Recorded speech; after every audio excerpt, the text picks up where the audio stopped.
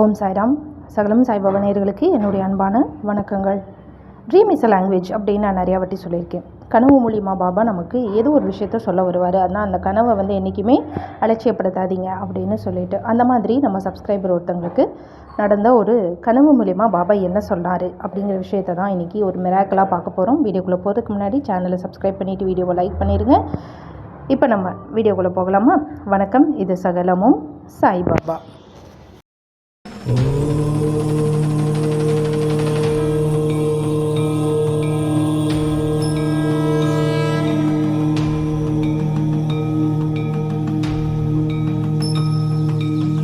போன வீடியோவில் நம்ம பத்மான்னு சொல்லிட்டு ஒரு சகோதரியோடைய அற்புதத்தை பார்த்தோம். எப்படி பணம் இல்லாத போது பாபா பணம் ஏற்பாடு பண்ணி கொடுத்தாருன்னு சொல்லிட்டு, அவங்களுடைய அற்புதம் தான் அடுத்தடுத்து இந்த வீடியோவில் நம்ம பார்க்க இருக்கிறோம். நான் சொல்கிற மாதிரி dream is a language. Baba கனவு மூலமாக தான் சில விஷயங்களை உணர்த்துவாருன்னு என்னுடைய எத்தனையோ கனவுகளை நான் சொல்லியிருக்கேன். அப்போல்லாம் நான் ஒரு சிலர் கமெண்ட் பண்ணுவாங்க, என்னம்மா எப்போ பார்த்தாலும் கனவுன்னு சொல்கிறேன் அப்படின்னு.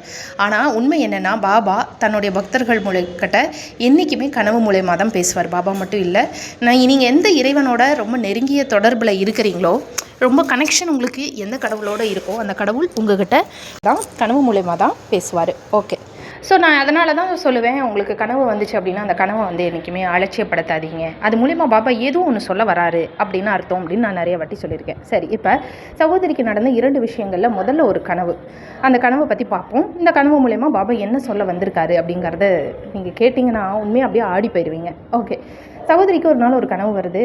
தன்னுடைய வீட்டில் ஒரு நாய் வீட்டுக்குள்ளே வந்துருச்சு. பைரவர் நாய் வீட்டுக்குள்ளே நொண்டி வருது. 4 காலில் வர வேண்டிய நாய் 3 காலில் தான் வருது. ஒரு கால் அதுக்கு இல்லை. ப்ளீடிங் ரொம்ப ஆகுது. வீட்டுக்குள்ளே ஃபுல்லாக ப்ளீடிங் பிளட் ஆகிருக்கு. இப்போ சகோதரியுடைய பொண்ணு ஓடி வராங்க. என்ன இது, இவ்வளோ ரத்தம் ஓடுது, எந்த நாயின்னு தெரியல, எங்கேருந்து வந்துச்சுன்னு தெரியல, எப்படி இவ்வளோ அடிபட்டிருக்கு அப்படின்னு சொல்லிட்டு அந்த நாய்க்கு ஃபஸ்ட் எய்ட் மாதிரி பண்ணுறாங்க. பண்ணி மருந்தெல்லாம் போட்டு கட்டு போட்டுட்டு அந்த நாயை வெளியே கொண்டு போய் விடுறாங்க. வெளியில் இந்த நாய், இந்த பைரவர் வீட்டுக்குள்ளே இருக்கும்போது வெளியில் ஒரு நாய் வாசலில் நிற்கிது. சரிங்களா? இந்த மாதிரி ஒரு கனவு. இப்போ இவங்க பதட்டமாக பார்க்குறாங்க. இந்த ரத்தக்கரையெல்லாம் வீட்டுக்குள்ளே துடைக்கிறாங்க. துடைச்சி விட்டுட்டு இந்த நாய்க்கு ஃபஸ்ட் எய்ட் பண்ணி கட்டு போட்டு அதை தூக்கி வெளியே கொண்டு போய் சேஃபாக விட்டுட்டு வர்றாங்க. இந்த மாதிரி ஒரு கனவு சகோதரிக்கு வருது.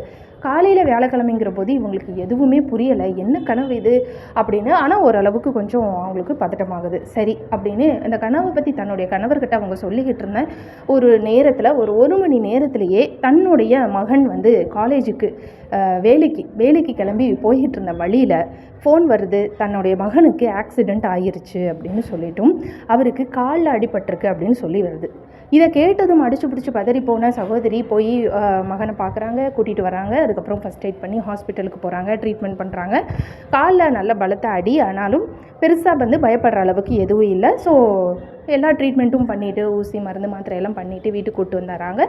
ரெஸ்ட் எடுத்துக்கிட்டு இருக்கான் பையன். ஆனால் இதெல்லாம் பார்க்கும்போது ஒரு தாய்க்கு எப்படி இருக்கும்? சகோதரிக்கு அப்படியே பதட்டமாகுது. இது எதனால் ஆச்சு, எப்படி ஆச்சு, ஏன் பாபா நம்மகிட்ட எதுவுமே சொல்லலை, நமக்கு எதுவுமே தெரியலையே, என்னவா இருக்கும் அப்படின்னு இவங்க ஒரு குழப்ப நிலையிலேயே இருக்காங்க. சரின்னு இவங்க என்ன பண்ணுறாங்கன்னா, பூஜை ரூமில் போய் பொழுதானோடனே விளக்கு ஏற்றலாம், பாபாவுக்கு தீபம் ஏற்றலாம் அப்படின்னு சொல்லிட்டு தீபம் ஏற்ற போன அந்த நேரத்தில் இவங்களுக்கு பாபா பேசுகிறாரு இவங்கக்கிட்ட. உன்னுடைய மகனுடைய கர்மாவை நான் என்கிட்ட எடுத்துக்கிட்டேன், முழுசாக நான் எடுத்துக்கிட்டேன் அப்படின்னு அவர் சொல்கிறாரு. அது நல்ல குரலாக இவங்க மனசுக்குள்ளேயே ஒரு ஒளியாக கேட்குது அவங்களுக்கு. இன்ட்யூஷன் அப்படின்னு நம்ம சொல்லுவோம்ல, உள்ளுணர்வு. அந்த குரல் மனசுக்குள்ளேயே கேட்கும். யாரெல்லாம் பாபாவோட க்ளோஸாக இருக்கீங்களோ அவங்களுக்கு அவருடைய குரல் அப்படியே உள்ளுக்குள்ளே கேட்கும். இப்போ அந்த தீபம் ஏற்றுற வரைக்கும் பாருங்கள், அந்த நாள் ஃபுல்லாக அவங்களுக்கு இது என்னன்னே புரியலை.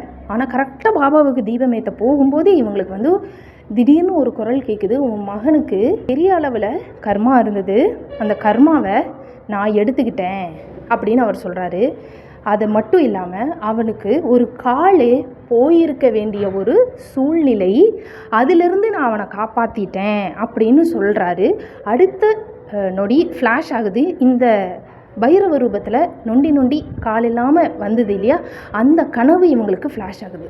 அது ஞாபகத்துக்கு வருது. அப்போ அவங்க புரிஞ்சுக்கிட்டாங்க, இந்த கனவின் வாயிலாக பாபா சொல்ல வந்தது ஒரு பெரிய ஆபத்தை அவர் தன் மேல் எடுத்துக்கிட்டார். தன் மகனுக்கு வர இருந்த ஒரு பெரிய ஆபத்தை அவர் தன் மேலே எடுத்துக்கிட்டாரு. அதனால தான் அந்த நாய் வந்து ரத்த வெள்ளத்தோட வீட்டுக்குள்ளே வந்து நின்றுக்கிட்டு இருந்திருக்கு. அதுலேயும் அந்த நாய்க்கு ஒரு கால் இல்லை, 4 காலில் ஒரு கால் இல்லை, 3 காலில் தான் அது வந்தது. என் மகனை காப்பாற்ற அவர் எத்தனை காயப்பட்டு கஷ்டப்பட்டு ஒரு காலை இழந்து அப்படி ரத்த வெள்ளத்தில் என் வீட்டுக்கு வந்தபோது நான் உங்களை தெருவில் விட்டுட்டேனே அப்படின்னு இவங்க மனசில் அதை நினச்சி புழுங்குறாங்க, அழுகிறாங்க. ஏன்னா என் மகனை காப்பாற்ற நீங்கள் இவ்வளோ கஷ்டப்பட்டிருக்கீங்க, ஆனால் உங்களை நான் காப்பாற்றவே விட்டுட்டேனே, நான் வீட்டில் இருக்க ரத்தக்கரையெல்லாம் தொடச்சிட்டு கட்டு போட்டு உங்களை வெளியே அனுப்பிட்டேனே, வெளியே வீதியில் விட்டுட்டேனே அப்படின்னு இவங்க வந்து மனசில் நினச்சி அதை வந்து புழுங்கி வருத்தப்படுறாங்க. இவங்க மகனுக்கு வந்து அவ்வளோவா அதில் எல்லாம் நம்பிக்கை இல்லை அப்படின்னு சொல்கிறாங்க. ஆனால் இவங்களுக்கு நல்லா தெரியுது, இதுதான் இந்த காலில் அவங்க பையனுக்கு வந்து அடிபட்டுச்சு, அந்த காலில் அடிபட்டு அவன் படுத்து கிடக்கிறான். அப்படிங்கிற போது ஆஃபீஸுக்கு போக முடியாத சூழ்நிலை. அந்த நேரத்தில் தான் லாக்டவுன் போடுறாங்க. நல்லா பார்த்துக்கோங்க, லாக்டவுன் போடுறாங்க அண்ட் ஒர்க் ஃப்ரம் ஹோம் அப்படின்னு சொல்லி அறிவிக்கிறாங்க. ஸோ 3 மாதம் இந்த பையனால் வேலைக்கு போக முடியாது அப்படிங்கிற ஒரு சூழலில் தான் இருந்தார். ஆனால் வருமானம் நிற்கலை. ஆஃபீஸ் போக வேண்டிய சூழ்நிலையை மாற்றிட்டாரு. லாக்டவுன் வருது, அதை ஒர்க் ஃப்ரம் ஹோமாக அவங்க மாற்றுறாங்க, கம்பெனியே மாற்றுது. ஸோ பையன் வீட்டிலையே உட்காந்த மேனிக்கு வேலை பார்த்து சம்பாதிக்கிறாரு, வருமானம் நிற்கலை. எவ்வளவு பெனிஃபிட்ஸை பண்ணியிருக்காருன்னு பாருங்கள். பாபா வந்து ஒரே கல்லில் 2 மாங்காய் அடிப்பார். கர்மாவை அவர் மேலே எடுத்துக்கிட்டாரு. ஆக்சிடெண்ட் நடந்துச்சு, காலில் அடிதான் பட்டிருக்கு, மற்றபடி வேறு எதுவும் இல்லை, நல்லா தான் இருக்கார். அதே சமயத்தில் வருமானம் நிற்கிற மாதிரி பண்ணலை. ஏன்னா வருமானம் நமக்கு தேவை, ஒரு குடும்பத்துக்கு தேவை, அது அவருக்கு தெரியும். அதையும் இதையும் எல்லாத்தையும் கரெக்டாக சரிவர அந்த கர்ம சக்கரம் அப்படின்னு சொல்லுவோம். அந்த கர்ம சக்கரம் சுழந்துக்கிட்டே தான் இருக்கும். அந்த சக்கரத்தில் எல்லாருமே நம்ம வந்து யாராக இருந்தாலும் அந்த சக்கரத்திலேருந்து தப்பிக்கவே முடியாது. ஆனால் அதை சரியான முறையில் பாபா சொல்லட்டுவார். நம்மளுடைய கர்ம சக்கரத்தை அவர் கரெக்டாக சொல்லட்டுவார். அவர் கரெக்டாக சொல்லட்டும் போது மட்டும்தான் இதில் வந்து ஒரு கெட்டதுலேயும் நமக்கு ஒரு நல்லது நடக்கும். இதுதான் பாபாவுடைய அருள் அப்படின்னு நம்ம சொல்லணும். அப்போ நீங்கள் யோசிச்சு பாருங்கள், நுண்டி ஒரு நாய் வீட்டுக்குள்ளே ரத்த வெள்ளத்தில் வர்றதை எப்படி அவர் உணர்த்தியிருக்காருன்னு. உன் பையனுக்கு கால் போகிற அளவுக்கு ஆக்சிடெண்ட் ஆக வேண்டியது இருந்தது, ஆனால் அதை முதல்லையே அவர் எடுத்துக்கிட்டாரு. ஒரு கால் போயிருச்சு அந்த நாய்க்கு. அந்த நாய்க்கு அந்த அம்மா ட்ரீட்மெண்ட் பண்ணி வெளியில் விடுறாங்க. அதுக்கப்புறம் இந்த பையனுக்கு ஆக்சிடெண்ட் ஆகுது, அடுத்த நாளே ஆகுது, ஆனால் தப்பிச்சிட்டாரு. இதுதான் பாபாவுடைய வழிமுறைகள். இதனால தான் நான் சொல்கிறது, ஒரு கனவு வந்தால் அது என்னன்னு யோசிங்க. அது மூலயமா ஏதாவது ஒரு செய்தி நமக்காக பாபா விட்டு சென்று இருப்பார். ஏதோ ஒன்று பாபா நம்மக்கிட்ட சொல்ல வராரு. இதே போல் சகோதரிக்கு இன்னொரு கனவு என்னென்னா, ஒரு நாள் இது வந்து ரீசெண்டாக இப்போ நடந்ததுன்னு சொல்கிறாங்க. ஒரு நாள் வந்து ஒரு திங்கக்கிழமை அதுவுமா ஒரு கனவு வருது. அந்த கனவில் 2 குழந்தைங்க, ஒரு பையன் ஒரு பொண்ணு கனவில் வராங்க. வந்து இந்த அம்மாக்கிட்ட கேசரி வேணும் அப்படின்னு சொல்லி கேட்குறாங்க. அப்படி கேட்கும்போது இவங்க என்ன சொல்கிறாங்கன்னா, ஒரு தடவை செஞ்சு கொடுத்தா போதும், சும்மா இதையே கேட்டுக்கிட்டு இருக்கிறது அப்படிங்கிற மாதிரி இவங்க வந்து சலிச்சுக்கிறாங்க. ஓகேவா? அதை வந்து இந்த மாதிரி கனவுலாம் அவங்க சொல்கிறாங்க. ஒரு தடவை செஞ்சு கொடுத்தா போதும், சும்மா கேசரி வேணும்னு கேட்குறது. சரி நான் செஞ்சு தரேன் அப்படிங்கிற மாதிரி இவங்க வந்து கிச்சனுக்குள்ளே போகிறாங்க. இவங்களுக்கு கனவு முடிஞ்சுது. ஸோ இந்த கனவு வந்து ஒரு நாள் கழிச்சு இவங்களுக்கு வந்து என்னென்னு புரியலை, பட் ஒரு மாதிரியாக இருக்குது. சரி நம்ம சத்சரிதம் படிக்கலாம் அப்படின்ட்டு சத்சரிதம் எடுத்து வைக்கிறாங்க. ஆனால் அவங்களால ஒரு வரி கூட படிக்க முடியல அப்படிங்கிறாங்க. ஏதோ ஒன்று அவங்களுக்கு தடுக்குது, ஃபோன் கால் வருது, இல்லை இந்த மாதிரி ஏதாவது ஒரு தடங்கள். ஸோ உட்காந்து ஒரு லைன் கூட அவங்க படிக்கலை அப்படின்னு சொல்கிறாங்க. அன்றைக்கி ஃபுல்லாக ஒரு மாதிரியாகவே இவங்களுக்கு நெகட்டிவிட்டியாக ஃபீல் ஆகுது. அதுக்கப்புறம் தன்னுடைய அம்மா வீட்டுக்கு போகலாம் அப்படின்னு சொல்லிட்டு வீட்டிலேருந்து இவங்க கணவரோட வண்டியில் கிளம்புறாங்க. போகும்போது பெட்ரோல் போட்டு போகலான்னு பெட்ரோல் பங்க் போகிறாங்க. பெட்ரோல் பங்க்குக்கு போகும்போது கணவர் வந்து அந்த வண்டியை பெட்ரோல் பங்க்குக்கு திருப்பும்போது யூ டர்ன் எடுக்கணும்னு சொல்லிட்டு வண்டியை திருப்பும்போது கரெக்டாக ஒரு ஆக்சிடெண்ட் ஆக பார்த்து, கிட்டத்தட்ட அது ஆக்சிடெண்ட்டு தான். அந்த ஆகருக்கு முன்னாடியே சகோதரி சுதாரிச்சிட்டாங்க. நம்ம விழ போகிறோம் அப்படின்னு தெரிஞ்சு சாயப்பா அப்படின்னு சொல்லி கத்துறாங்க. கத்திக்கிட்டே கரெக்டாக கீழே விழ போகிறோம் அப்படின்னு சொல்லி தெரிஞ்சு விழுந்த ஸ்பாட்டில் இவங்க கையை ஊனிடுறாங்க. கையை ஊனும்போது இவங்க ஊனுனதுமே கையில் வந்து எல்லா வெயிட்டும் இறங்கி பயங்கரமாக கை வந்து வீக்க வர ஆரம்பிச்சிருச்சு. அண்டு ஏர்லைன் ஃப்ராக்சர் மாதிரியும் உள்ளுக்குள்ளே வந்து ஆயிடுச்சு. ஆனால் அவங்க மட்டும் கை ஊனலை அப்படின்னா, அந்த பெட்ரோல் பங்க்கில் வந்து அந்த மெஷின் பங்க் இருக்கும் இல்லையா, அந்த பங்க் வச்சுருக்கிற அந்த மெஷினில் திட்டு இருக்கும் இல்லையா, அந்த திட்டில் இவங்க மண்டை போய் அடிச்சிருக்கோம் அப்படின்னு சொல்கிறாங்க.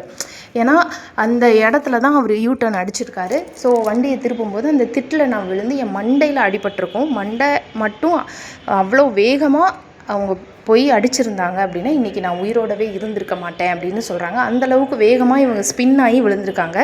ஆனால் விழுறதுக்கு முன்னாடி ஞாபகமாக அவங்க பாபா பேரை எடுத்துக்கிட்டாங்க. பாபா பேரை சத்தமாக சொல்லி கீழே விழும்போது கையை ஊனிட்டாங்க. ஊனின வேகத்தில் கையில் ஃப்ராக்சர் ஆகுது. ஸோ அதுக்கப்புறம் இவங்களுக்கு வந்து வீட்டுக்கு போய் ரெஸ்ட்டில் இருக்காங்க. ஸோ வெயிட்டு தூக்கக்கூடாது, சமைக்கக்கூடாது அப்படிங்கிற மாதிரி சொல்லிட்டாங்க டாக்டர்.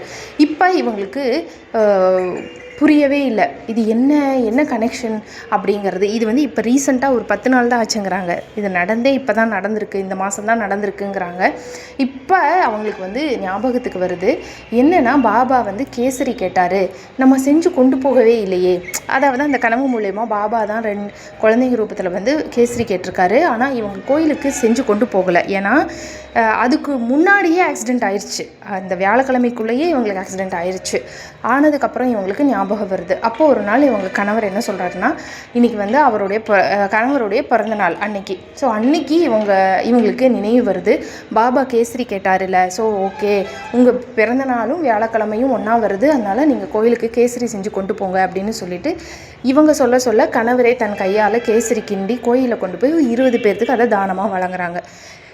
இப்போ நீங்கள் யோசிச்சு பாருங்கள், பெரிய அளவில் இவங்களுக்கு ஆபத்து வர வேண்டிய ஒன்று, உயிர் போக வேண்டிய ஒரு சிச்சுவேஷனில் ஒரு ஏர்லைன் ஃப்ராக்சர், கையில் வந்து ஒரு மைல்டு ஃப்ராக்சர் வந்து ஒரு ரெஸ்ட் எடுக்கிற மாதிரி இவங்களுக்கு வந்து ஒரு சூழ்நிலை ஏற்படுது. இதன் மூலயமா பாபா இந்த கனவு மூலயமா சொன்ன விஷயம் என்ன அப்படின்னா, முதல் கனவில் காலில் கட்டு போட்டு ஒரு கால் இல்லாமல் வந்தார். ஸோ காலில் அடிபட போகுதுன்னு சொல்லியிருக்காரு. இந்த கனவில் கேசரி ஏன் கேட்டார் அப்படின்னு யோசிச்சு பார்த்தீங்கன்னா, கேசரியை நம்ம கையால் தான் கிண்டுவோம் இல்லையா? கேசரியை எப்படி செய்வீங்க? கையில் தான் செய்வீங்க. அப்போ கையில் தான் உனக்கு அடிபட போகுது அப்படிங்கிறத தான் அவர் வந்து அந்த கனவு மூலிமா சொல்லியிருக்காரு. அப்போ பாருங்கள், அந்த கேசரியை இவங்களால கிண்டவே முடியாத ஒரு சூழ்நிலைக்கு வந்துட்டாங்க.